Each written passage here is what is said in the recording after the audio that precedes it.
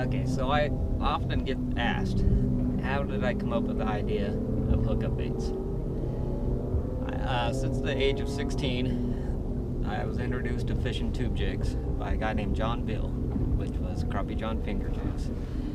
Pretty much the only jig company back then. He was pretty much the inventor of tube jigs. One of the originals. This is 30 years ago. And he started, it was mainly trout, but he also did ocean jigs also. And really since him, nobody's done ocean tube jigs.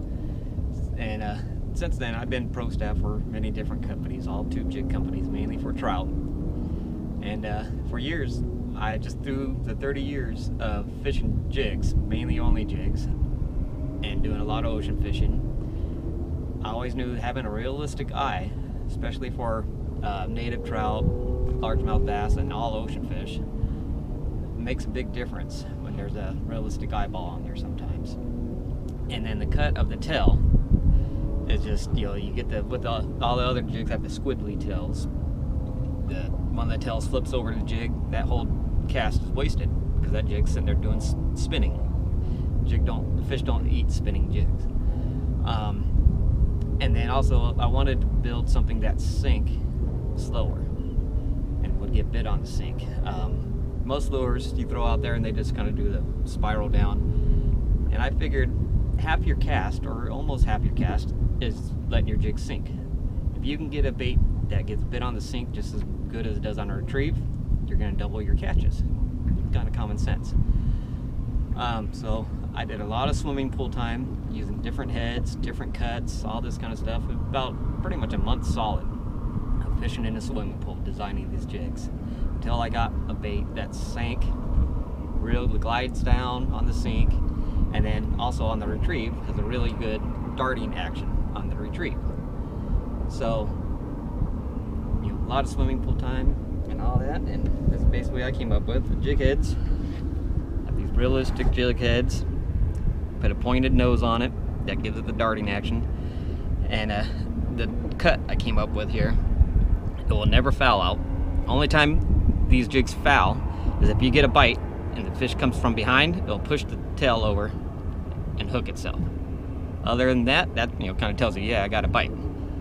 Other than that, they never foul. You can do whatever you want with them. They don't foul. So they're always going to be running true. And this one I threw a few times and it's got a couple bite marks out of it. Just a couple practice casts. But it's basically this. A lot of people are cutting this right here. Don't cut that. There's a reason why that's only that long. This planes that lure out. So as it falls, instead of it just falling like this, it's kind of like you can think of like a hull on a boat. It'll plane it out, so it glides. It'll glide down. So, yeah, don't cut that, people. That's cut only that far for a reason. That's to make it sink the way it does. And then the bicolor. Every jig I ever used, if it's the bicolor, you get the clear. These come in gold, silver, and white on the bottom.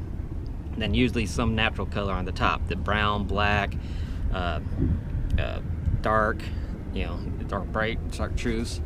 That's where the color comes from on the top. And different colors work on different days. This is a brown. It's a really good color.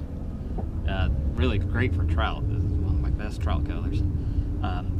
Out here mimics a lizard fish. So we're out here fishing for bass and basically using a small lizard fish, but with much better action, and you can cover more area than just fishing a live lizard fish. So that's basically my story, and that's how I came up with hookup baits.